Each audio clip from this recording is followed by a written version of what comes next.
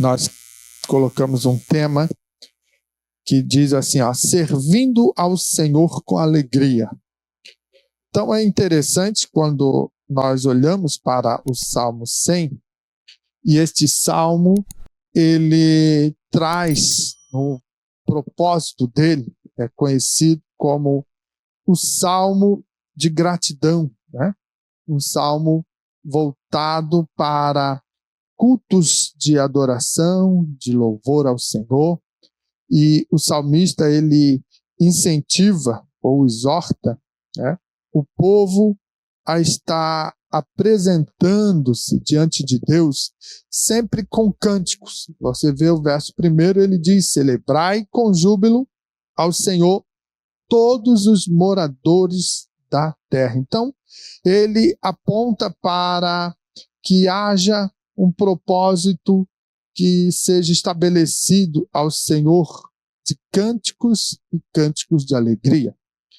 Isso nos remete a reconhecer que Deus, ele é o Criador de todas as coisas, e sendo ele o Criador de todas as coisas, também podemos compreender que ele é o pastor. O Salmo 23 vai dizer, o Senhor é o meu pastor, nada me faltará. E olhando para a figura do pastor, então a gente vai observar que ele, Deus, ele sendo o pastor das ovelhas, ele vai cuidar do rebanho, ele vai prover todas as coisas, e ele se revela também sendo o quê? O Senhor da história. Ele sendo o Senhor da história, ele pode agora também alcançar a história individual de cada um de nós, né? Tudo está na mão dele, tudo está no controle dele.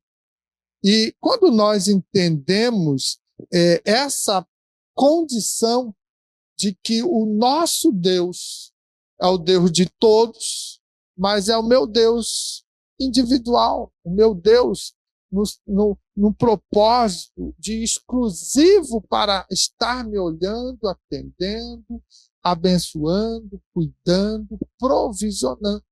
Você consegue entender isso? Que não é um Deus que você vem à casa dele na igreja e ele está aqui, graças a ele, por essa oportunidade. E quem sabe alguém pensa, é o nosso Deus sempre no coletivo. Não, é o meu Deus, o Senhor é o meu pastor, né? Então, observando essas condições, nós precisamos estar entendendo que ele precisa receber a adoração. Então, a adoração a esse Deus, neste contexto, ela não é uma adoração apenas como um ritual. A gente tem que cuidar, eu sempre procuro enfatizar isso, né? Que nós não podemos falar em adoração só no ambiente igreja. Chegou na igreja, tem que adorar. Chegou na igreja, levanta a mão um minutinho. Já viu isso? Levanta a mão aí um minutinho para adorar a Deus. Então, a gente às vezes banaliza isso, né? Como se fosse algo só do contexto igreja, do ambiente que estamos coletivamente reunidos para estar adorando a Ele. Não, adoração, ela não pode estar somente num contexto ritualístico, mas fazer parte de uma expressão de vida. E o salmista deixa muito claro isso. Ele tem no dia a dia da sua jornada, do seu caminhar, a preocupação de adorar a Deus, independente da situação. Da onde ele está, do que está acontecendo, ele precisa adorar. Então, quando eu entendo que adoração é mais que uma expressão de vida, é um processo de reconhecimento, de entrega total. Então, eu vou adorar no banheiro, vou adorar no chuveiro, vou adorar dirigindo meu carro, vou adorar indo para o trabalho, vou adorar deitado, dormindo. Eu tem que ter adoração em todo o tempo. A palavra diz orai sem cessar, orar em todo o tempo, não é? Adorai sem cessar, adorar em todo o tempo. Entende? Então, quando a gente compreende esse processo da adoração, nós temos prazer de servir a Ele. O Salmo 2, verso 2 vai dizer: servi ao Senhor com alegria e apresentai-vos a Ele com canto. Essa é uma versão. A que eu li na versão NAA diz: prestai culto ao Senhor com alegria. Então, assim, prestar culto ao Senhor só na igreja? Não. É em todos os lugares. Você é um templo do Espírito de Deus. Então, em todo momento, está no trabalho, adore a Deus. Ah, pastor, mas como que eu vou adorar? Será que eu tenho que estar ali toda hora e todo instante levantando a mão e cantando? Não. É um processo que você pode adorar em espírito. Falar com Deus, né? Em espírito. Nós, seres humanos, criados semelhança e a imagem de Deus, nós temos condições e características próprias do divino. E uma delas é falar com Deus em silêncio, né? Em espírito, enquanto qualquer outro não consegue, outro animal. Ele não tem essas características. Mas eu e você podemos orar todo momento. Você está no trabalho, você está ali prestando atenção, e preste atenção no que está fazendo, né? E, de vez em quando, você faz um flash de oração. Deus, eu te louvo porque tu és bom. Já orou. Já adorou. Entendeu? De repente, você fala: Senhor, abençoa a minha família. Já intercedeu, entende? Então, essas condições que a gente pode remeter a Deus é o processo do todo o tempo estar servindo com alegria. Eu vou servir com alegria, eu vou adorar com alegria, porque eu reconheço que Ele é Deus. Entende? Então, é interessante quando a gente vai prestar culto ao Senhor com alegria, desprender essa ideia: eu tenho que ir lá na igreja prestar um culto. Não, é andando na rua, no ônibus, na universidade, em todo o tempo você está prestando a Deus um culto com alegria, reconhecimento e adorando Ele, que Ele é o Senhor.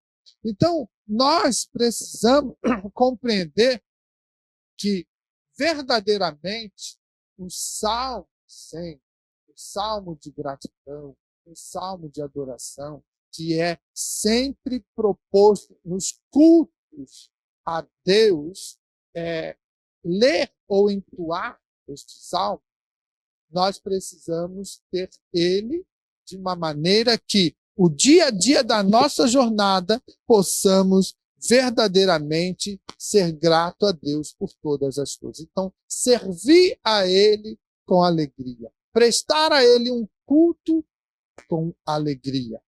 Né? Ninguém vem para a igreja emburrado, aborrecido e não vou fazer nada hoje, eu estou bravo. Está perdendo tempo, nem vem. Por quê? Porque se a palavra de Deus diz que, estando na presença dele, até a tristeza salta de alegria, então assim, porque eu já vou para a casa de Deus, né, aborrecido, emburrado, brigado, sem compreensão que eu estou na presença do Todo-Poderoso e eu preciso ofertar adoração e louvor. E se eu tiver aborrecido, bravo, o que a gente faz? A gente quer se travar, se fechar. E não quer falar com ninguém, maltrata, né? E os relacionamentos naquele momento é horrível.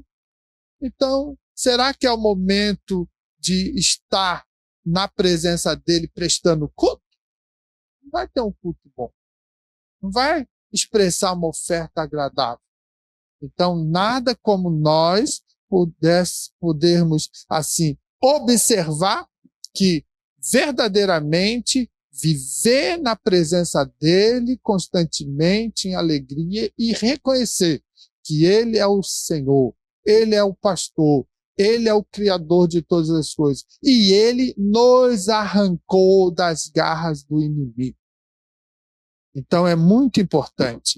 É um versículo, né, que ele vai nos ensinar o verdadeiro serviço a Deus, que vai nascer de um quê? Um coração grato, um coração reverente, um coração devoto. Como eu disse, se nós estivermos todo o tempo aborrecido, bravo, né, como diz, imunado, o que é que você vai oferecer? Cadê a gratidão? Gratidão, ela é expressada com um afeto, né, e um carinho a alguém. Então, veja, se você, de repente, recebeu lá um Pix abençoado, você fica contente e agradecido. E aí, quando você vê a pessoa que mandou o Pix, fala, oh, querido, amado, eu quero te dar um abraço, foi muito bom, aquilo ali me ajudou. Não é assim?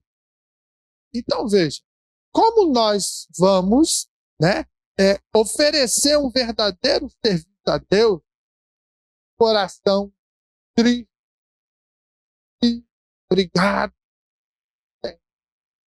Quando nós entendemos que Ele é o nosso Senhor, Ele é o nosso refúgio, Ele é a nossa fortaleza, Ele é o nosso socorro, ou seja, são estruturas que são características de um Deus poderoso, um Deus que é, não o que pode fazer, mas que é.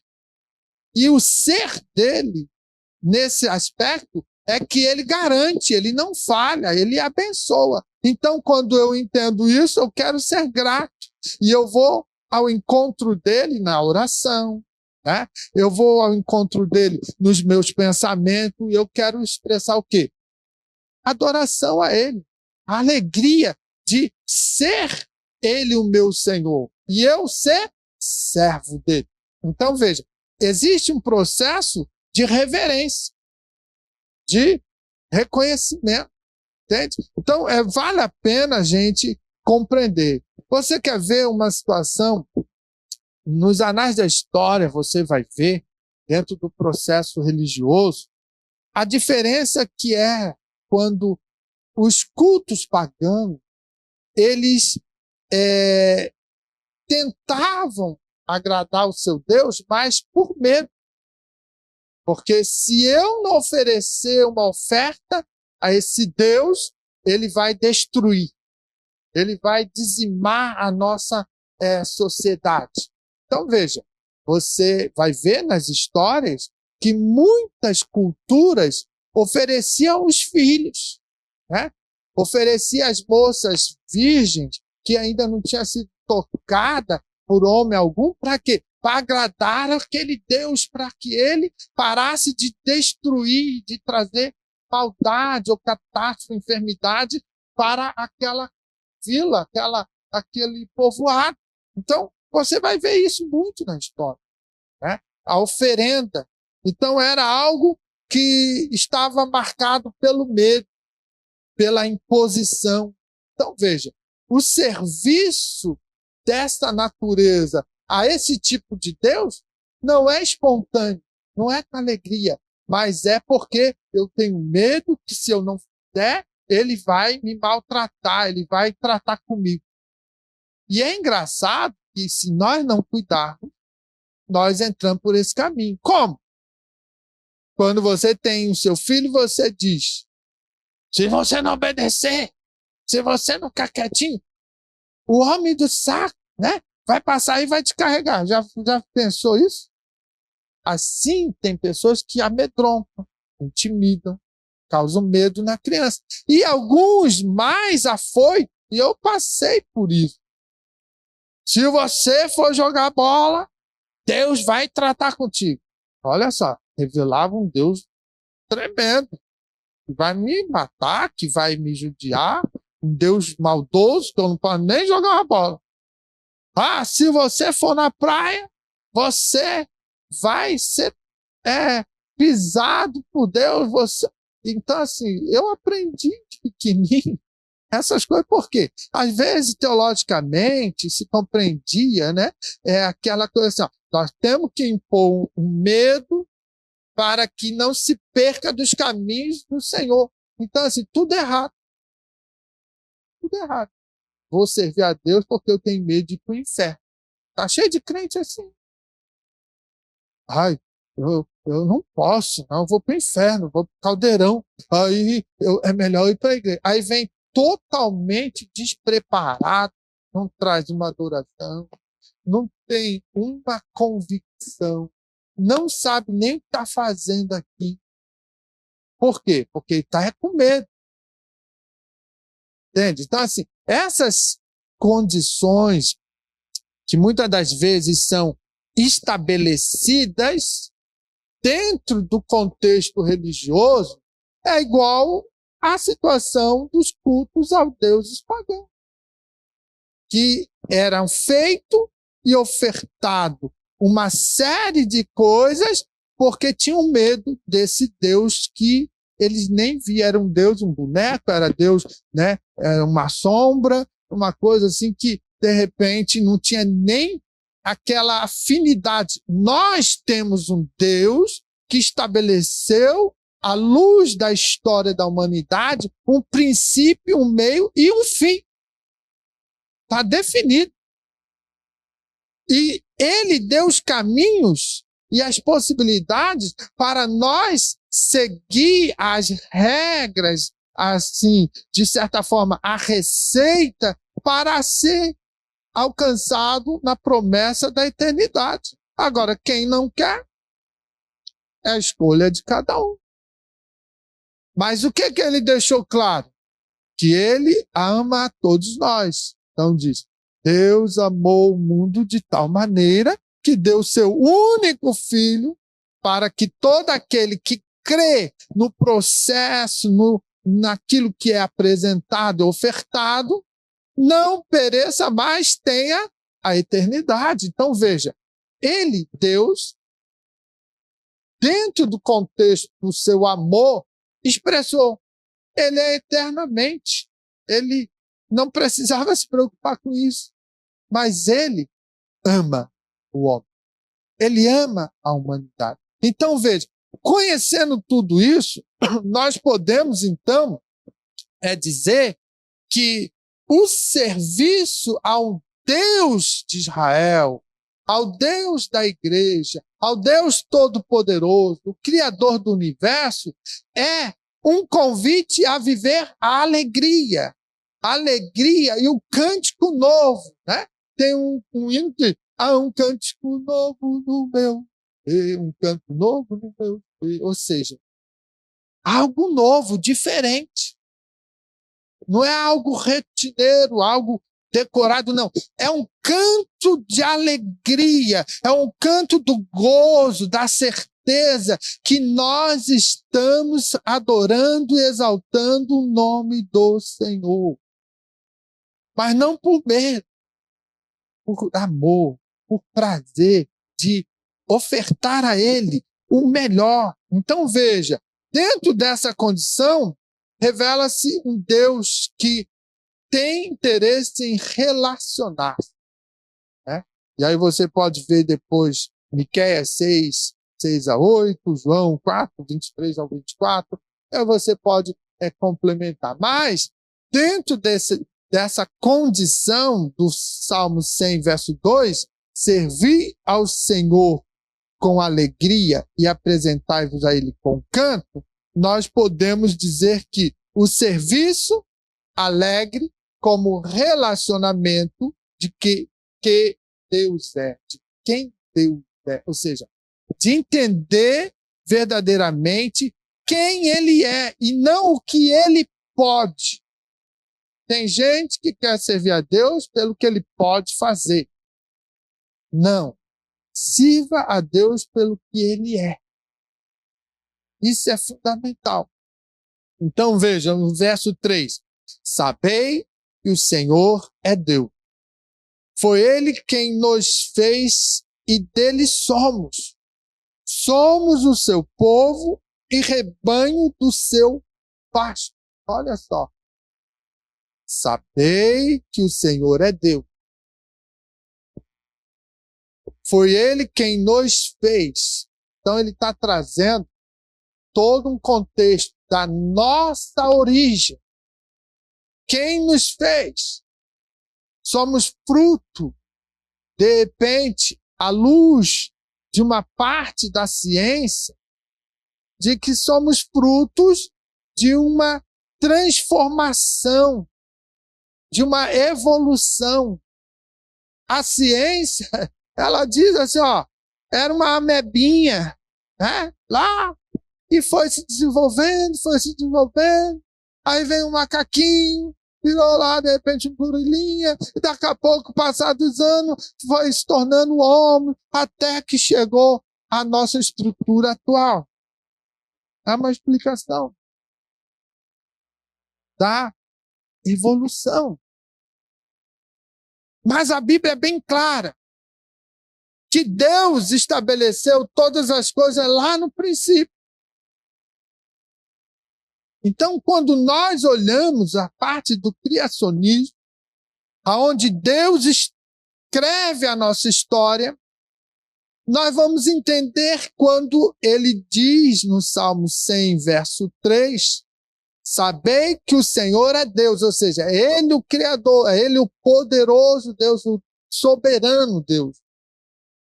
Foi Ele quem nos fez. Então, assim, eu não vim de um macaquinho, eu não vim de uma amebinha, não. Eu vim da formação, da estrutura das mãos de Deus, que, através da sua bondade, formou o homem e instilou nele fôlego de vida. E dali para frente, saiu todo o processo histórico da humanidade.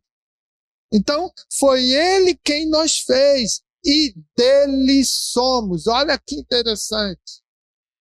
Quando eu parto para a compreensão, Ele me fez, mas não me abandonou. Eu sou dele. Entende? Então eu preciso dizer, Ele é meu. Entendeu? Eu sou dele, mas Ele é meu. Ou seja, eu me aproprio também dele, aceitando Ele como meu Pai, como meu Deus, como meu Senhor. Então, Ele é meu Deus. E aí ele amplia, somos o seu povo e rebanho do seu pasto. Então veja que importante é nós compreender quem Deus é. Né? E aí, o serviço alegre, ele é interessante para com esse Deus. Nós podemos ver o seguinte, o serviço ao Senhor é resposta ao reconhecimento de sua soberania. E da nossa identidade como povo seu, como o salmista disse. O Senhor é o meu Deus e, como eu disse ali, dele somos. Ou seja, Ele é o meu Deus.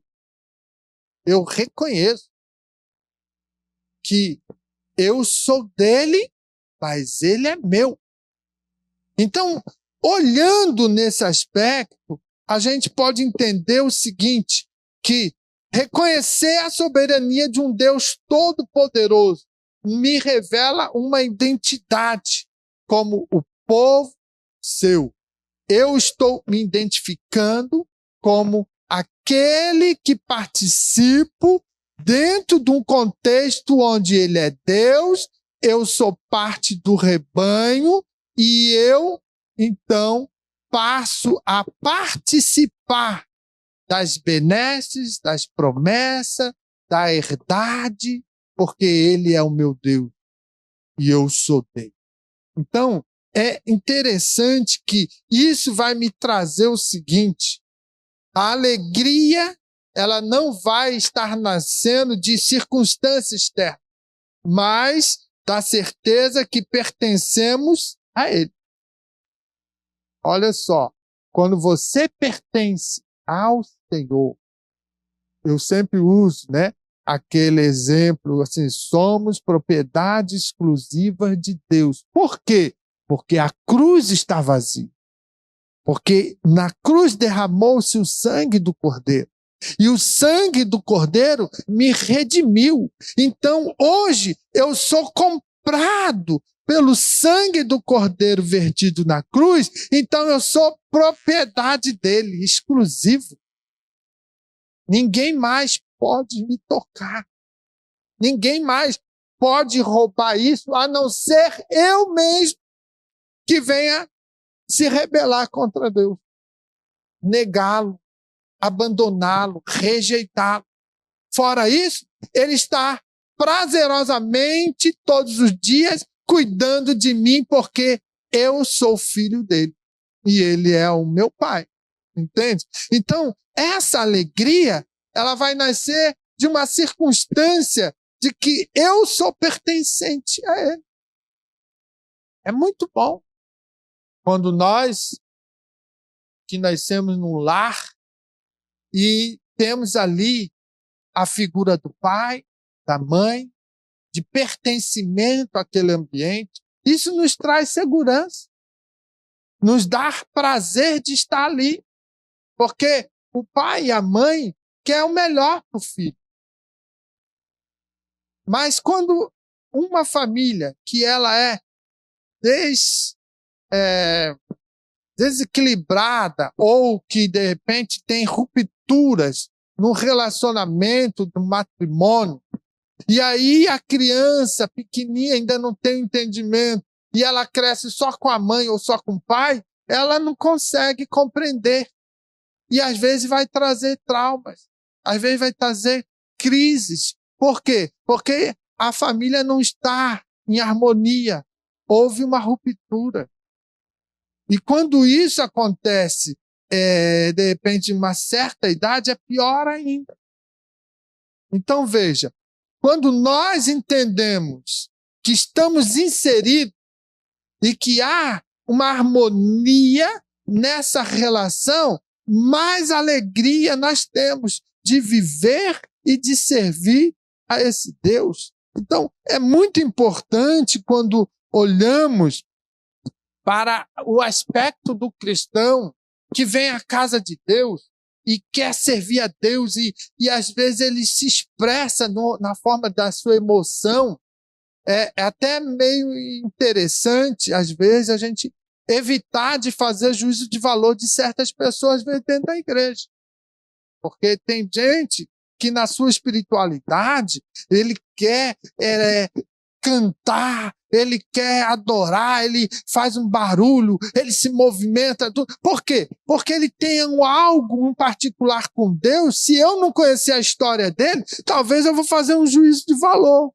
Pô, esse camarada não para de falar alto, de dar um glória forte, ou de, às vezes, até simular uma dancinha, porque, entende?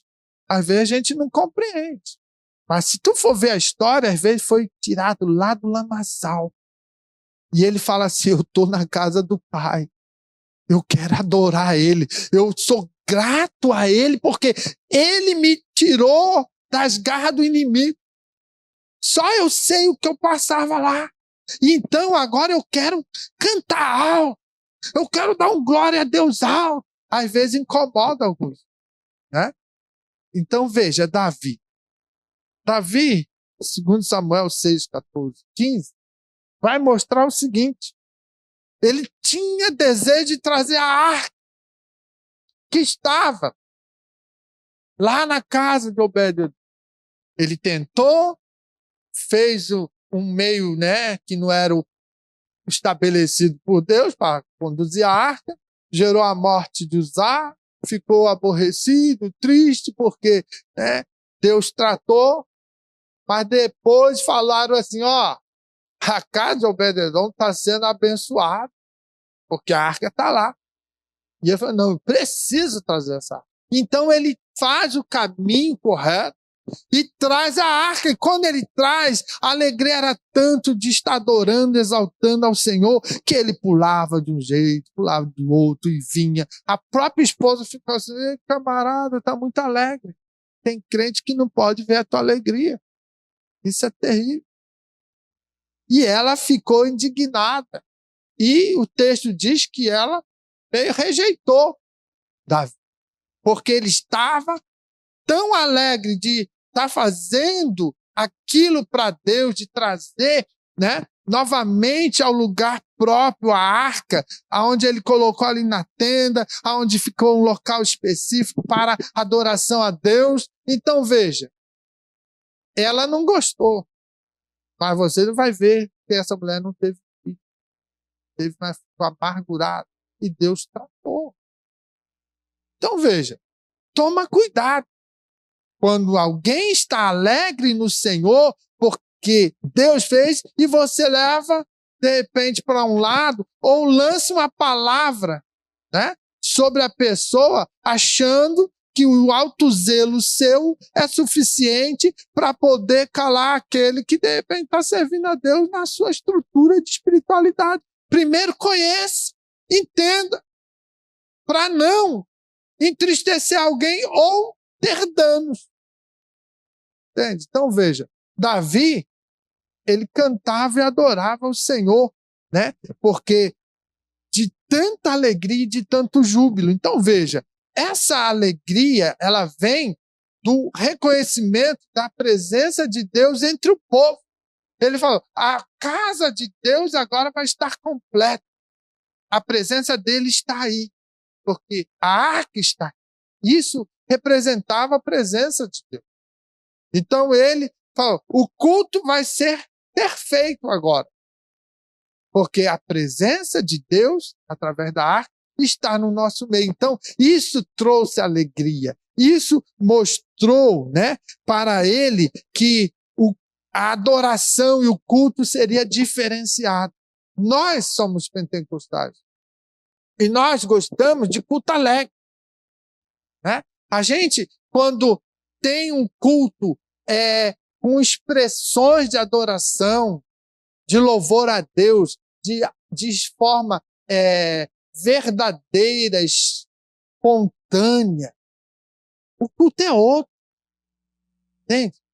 A gente até, às vezes, se passa um pouquinho na nossa emoção, porque está um ambiente solto, agradável. E nós gostamos disso.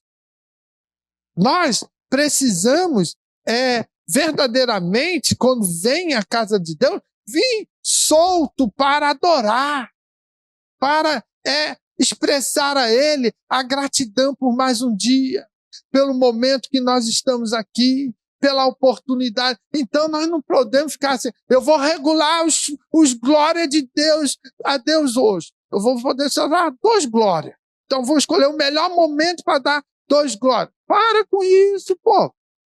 Abre esse bocão lindo, bonito, maravilhoso e dá glória. Entende? Por quê? Você está na presença dele. Né? Então, tem gente que vem, eu só vou dar um aleluia hoje.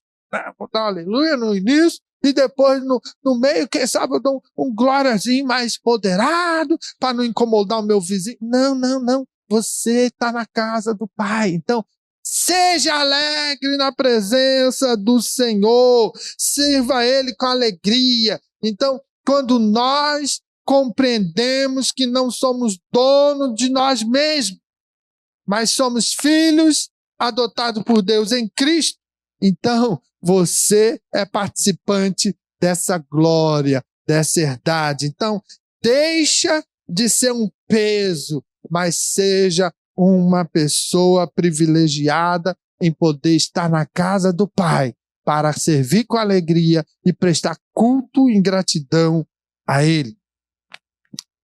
O serviço alegre também, ele nos remete a um testemunho para o mundo. Se nós olharmos nesse aspecto, a gente vai olhar o seguinte, o Salmo 100, verso 4 diz o seguinte, entrai por suas portas com ações de graça, e em seus atos com hinos de louvor. Rendei-lhe graças e bendizei o seu nome. Olha só. Entrai por suas portas com ações de graça e em seus atos com hinos de louvor. rendei-lhe graça e bendizei o seu nome. O verso 4 do Salmo 100.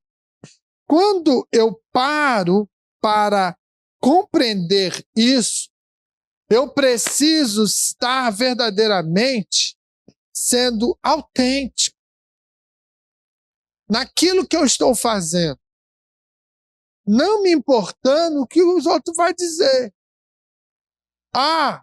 De repente, né, eu não posso me comportar dessa maneira porque alguém pode ficar escandalizado. Olha, porque de repente alguém vai chamar minha atenção.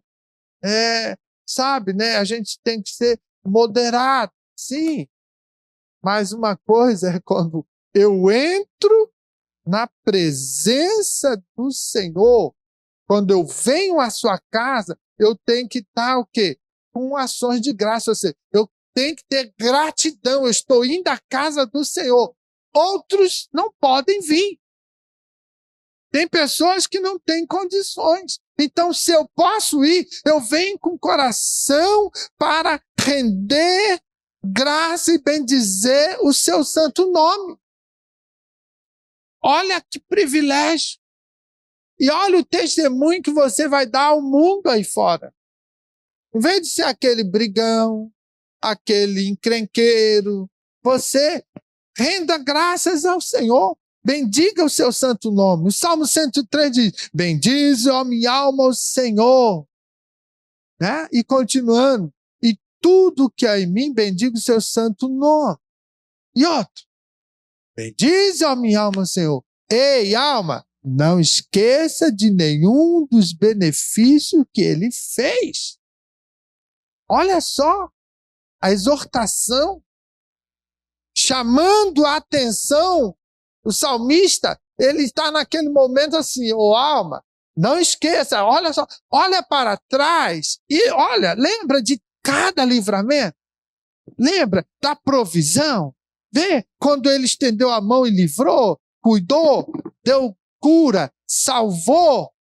Ei, alma, não esqueça de nenhum dos benefícios. Então, bendize, ó minha alma, ao Senhor. Entende? Então, assim, rendei-lhe graças e bendizei o seu nome. Aonde? Nos atos dele, com hinos, com louvor, com adoração, com exaltação ao nome do Senhor. Entende? Isso é importante. Dentro da compreensão teológica, a gente vai ver o seguinte, o culto no Antigo Testamento era público. Ele era realizado o quê? Nos atos do templo. Ele servia como testemunha às nações. Então, todos estavam vendo o povo adorar. Jerusalém era o centro da adoração. E quando havia as 3 maiores festas, então o povo vinha de todos os cantos para adorar a Deus. E quando estava ali, tinha várias nacionalidades, porque a festa atraía, chamava atenção. Então o povo podia ver, olha lá aquele lá adorando, exaltando, servindo ao Senhor. Então tudo isso era testemunho. Os vizinhos, né, de fronteiras de Israel, eles estavam olhando o seguinte, esse povo confia num Deus vivo, num Deus poderoso. Então, servir com alegria é o quê? Também um ato missionário. Quando você fala coisa boa do culto, quando você fala coisas boas do que Deus fez na tua vida, você está fazendo missão.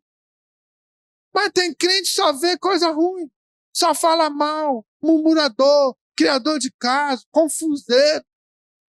Entende? Vem para a igreja para espiar a roupa do irmão, ver se o irmão está com o mesmo terno, para ver se o irmão penteou o cabelo, para ver se o irmão botou o perfume.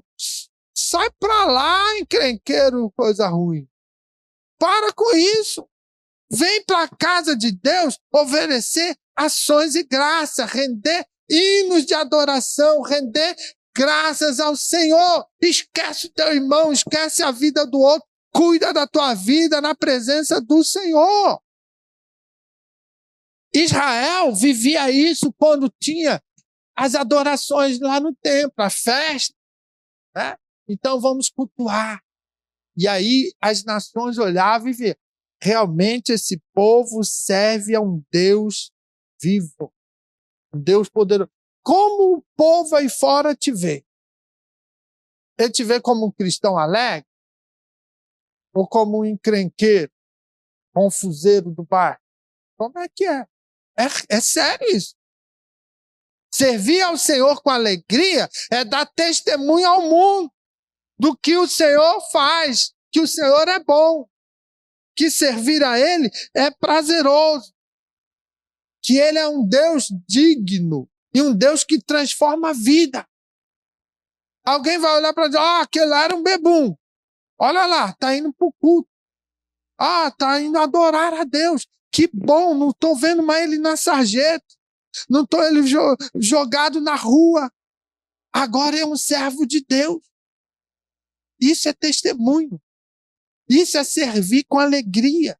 Isso é deixar o mundo ser contagiado pelo teu testemunho vivo.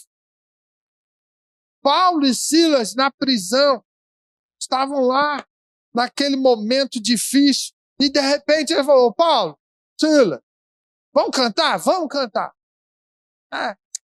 Estamos sem sono, estamos aqui presos, amarrados, vamos adorar, vamos exaltar o nome dele. E começaram a cantar, né? E diz o texto que à meia-noite houve um tremor. Existem coisas que quando estamos reunidos com um propósito em unidade na presença do Senhor, o céu desce, a glória vem. E aí foge do nosso controle, às vezes, a operação do Espírito de Deus. Ele cura, ele batiza com o Espírito Santo, ele arrebata, ele faz coisas maravilhosas, porque estamos em propósito de adoração, desprendido de cuidar da vida do próximo, de falar mal do outro, mas estamos ali unidos para adorar, e Paulo e Silas estavam ali. E depois do tremor, o carcereiro falou, agora eu vou me matar, porque fugiu tudo, vai cair sobre mim a responsabilidade. Então, e aí o Paulo falou, ei, peraí, estamos todos aqui. E aí ele vai ter um particular. Ele expressa a alegria de servir a Deus, a ponto que o carcereiro e sua família aceitam ao Senhor. Então veja, houve um mover de Deus para que vidas fossem alcançadas. É assim que Deus quer que nós sejamos. Alegres em servi-lo, em adorar o seu nome, para que o mundo possa ver aí fora, no teu testemunho, no seu comportamento, que há verdadeiramente mudança naquele que aceita o Senhor Jesus como Salvador.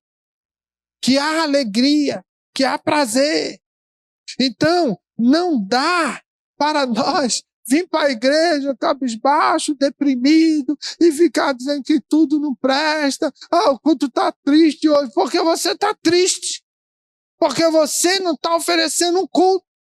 Você está vendo um mundo cinza. Aí, de repente, não vai ser generalizar que o culto estava horrível porque você está horrível. Não. Você vem à casa do Pai. Na casa do Pai há esperança. Na casa do Pai há resposta. Na casa do Pai há alegria. Então, quando você vem desprendido. Pastor, eu estou passando uma fase difícil. Eu entendo, mas você tem um Deus todo-poderoso, o Senhor da sua vida, e Ele cuida de você. Então, chega na presença dEle e lança nas mãos do Senhor a tua ansiedade, porque Ele tem cuidado de você.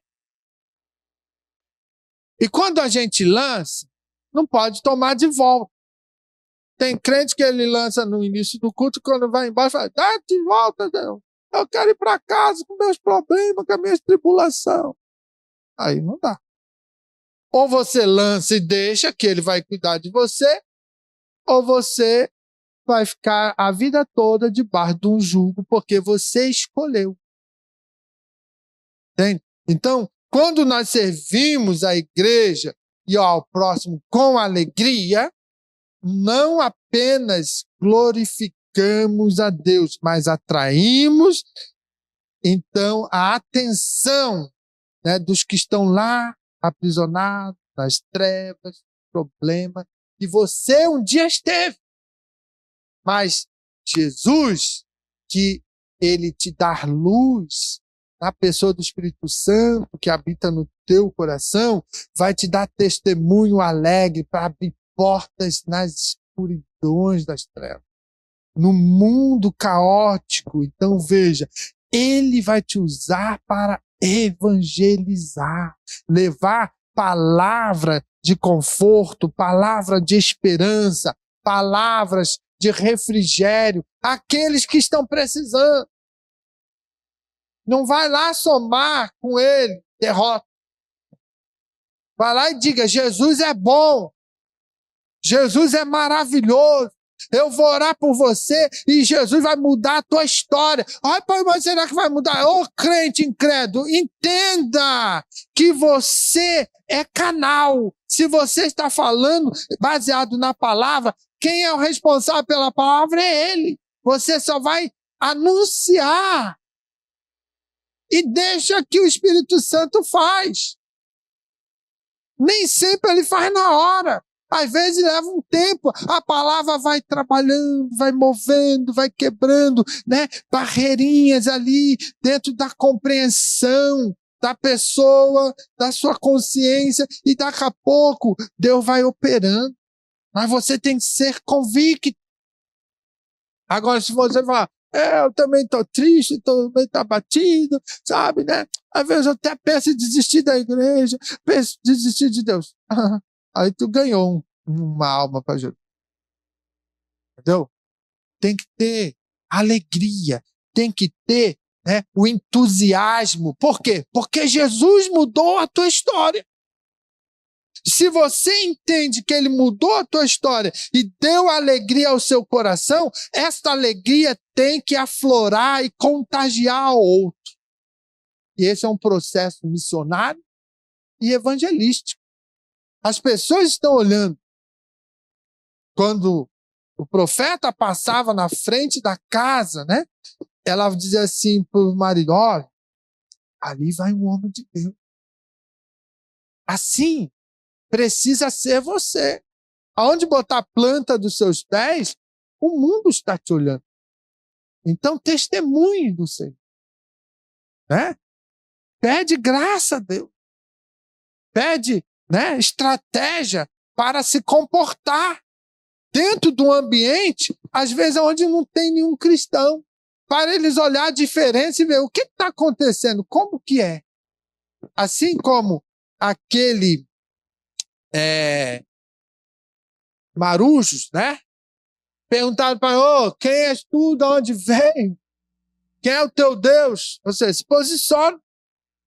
Às vezes, a pessoa vai te perguntar: eu estou vendo um brilho em você, eu estou vendo um comportamento diferente. De onde você é? Quem é você? O que te produz isso? Aí você vai dizer: eu sou servo do Deus vivo. Ele mudou a minha história. Olha a abertura.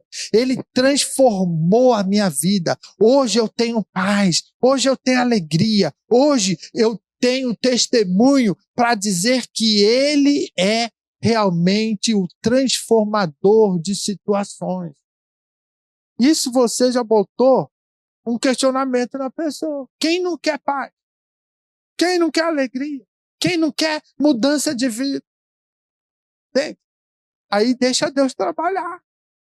E se abriu a porta e quer mais, então vai falando com prudência, com cuidado. Entendeu? Não fica falando muitas horas, porque às vezes você vai se entregar e dizendo que eu sou falho, eu sou pecador também, daqui a pouco está desconvertendo. Então seja prático, objetivo. Deixa o gostinho, né, daquela conversa e fala assim: vamos à casa de Deus na próxima semana. E fica quieto e vai orar.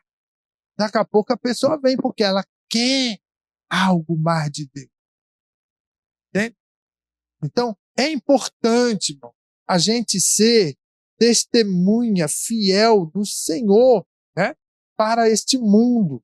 E o ponto terceiro, para encerrar, dentro do serviço alegre, né, ao Senhor, é como resposta e fidelidade de Deus. É entender que aqui no verso 5 vai dizer assim, ó, porque o Senhor é bom, a sua misericórdia dura para sempre, e de geração em geração a sua fidelidade. Olha só, porque o Senhor é bom, a sua misericórdia dura para sempre, então ela não tem fim, né? De geração em geração, ou seja, vai geração, vem geração. A misericórdia do Senhor é durável. E a sua fidelidade. Então, veja, é algo interessante que nós podemos observar as características de eternidade. Né? Isso mostra que Deus ele é fiel. Então, o nosso fundamento da nossa alegria de estar realizando algo para o Senhor está atrelado, vamos botar assim, à bondade e fidelidade dele. Entende? Que é o quê? Imutável. Ela não varia, não sofre dano. Então, quando eu entendo isso, a minha alegria precisa estar cada dia mais fundamentada nessa bondade, na fidelidade do Senhor para comigo. Ele é bondoso, ele me guarda, ele me sustenta, ele me fortalece, ele cuida de mim, ele é fiel. Mesmo às vezes eu não sendo.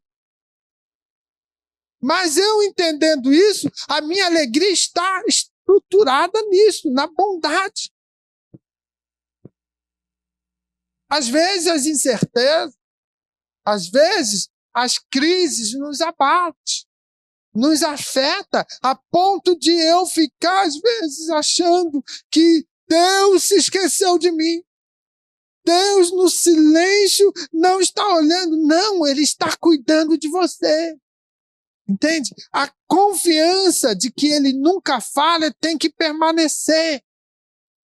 Ele está lá. Está pronto, está apto a te dar a vitória. Mas eu, nas minhas incertezas, nas minhas fraquezas, nas minhas limitações, às vezes posso, de repente, negligenciar e achar que Deus me abandonou. Não, Deus jamais abandona os seus.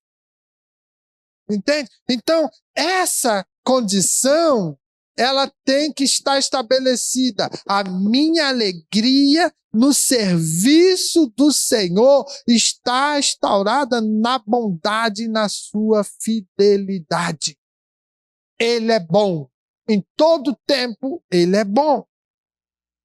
Quando eu olho Ana, com esse exemplo bíblico para nós encerrar, após ela receber a resposta que ela clamou e pediu a Deus e gemeu na presença do Senhor para que Deus desse o seu filho, então veja, ela não só dedicou Samuel ao Senhor, mas ela entoou um cântico de gratidão, de adoração ao Senhor.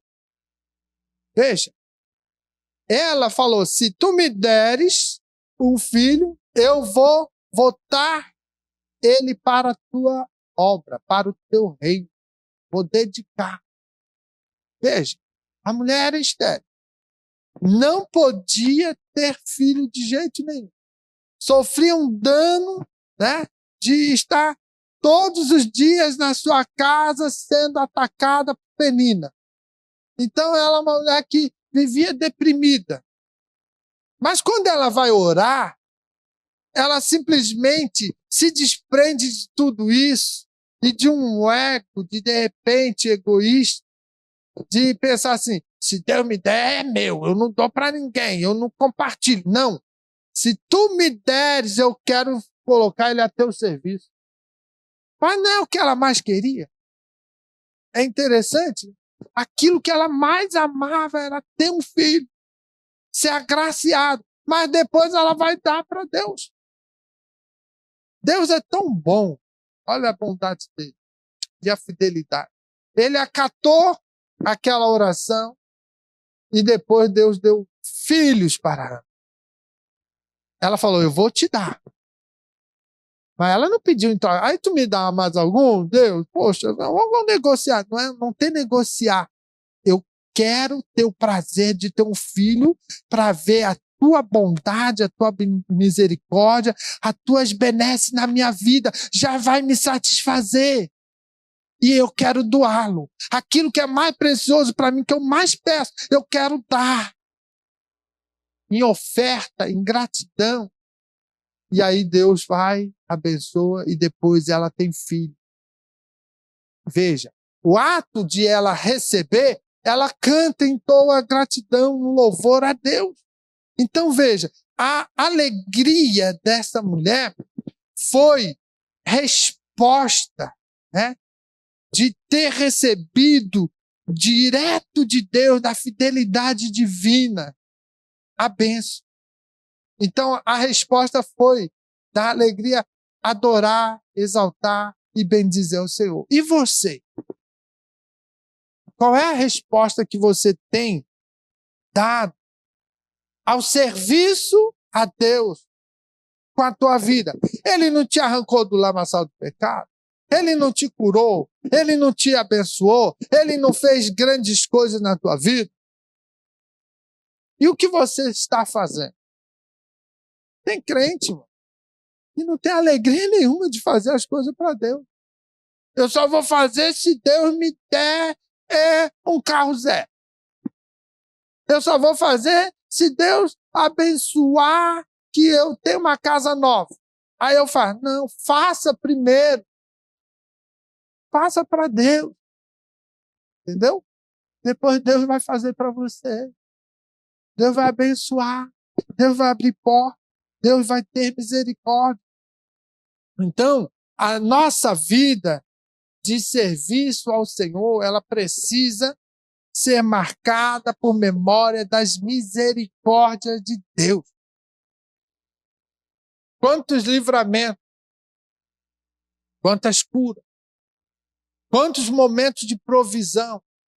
Essas memórias da misericórdia de Deus têm que estar como que latente na nossa mente, que Ele fez. Eu não podia, mas Ele fez. Eu não conseguia, mas Ele conseguiu para mim. Então, essa possibilidade verdadeira e real que Deus pode fazer, nós temos que ter alegria em servi-lo. Entende? Isso aí vai trazer o quê? Sustentação da nossa fé, que Deus, Ele é fiel, Ele é Senhor, Ele é o nosso pastor, Ele vai verdadeiramente nos dar graça, nos dar força, e nós vamos servir a Ele com alegria. Mesmo às vezes passando na tribulação, nós temos que saber que Ele não nos desampara. Entende? Ele é tremendo. Então, gratidão todo tempo. Está doendo? Graças a Deus. Está sofrendo? Graças a Deus. Está difícil? Graças a Deus. Servir com alegria, com vontade e dedicação, não porque Deus pode, mas porque Deus é bondoso, fiel e o teu Senhor. Amém? Podemos orar? Vamos orar. Vamos se colocar em pé. Em gratidão ao Senhor por essa noite tão especial que Ele nos concede em mais um culto. Podermos assim descobrir cada vez mais que Deus é Senhor, que Deus é o nosso Pai, que Deus é o nosso pastor, que Ele é o guarda de Israel, que Ele é o Senhor da tua vida, que Ele verdadeiramente está somente esperando de você uma gratidão, um louvor, uma adoração. Então, adore mais, louve mais, seja grato a Deus mais, e você vai ver que o seu coração vai ser um coração bondoso, né? O nosso coração, ele precisa ser bondoso. Em vez de criar estratégia de vingança, de maldade, né, de destruição, seja um coração bondoso, porque se Deus habita no teu ser, dele só vem coisa boa. Então não compete a eu e você estar criando um coração amargurado, ou deixando a maldade instaurar-se na nossa vida. Não, seja um coração bondoso, porque a bondade é do Senhor, a fidelidade dele é verdadeira, e as suas muitas misericórdias é a causa de você não ser destruído.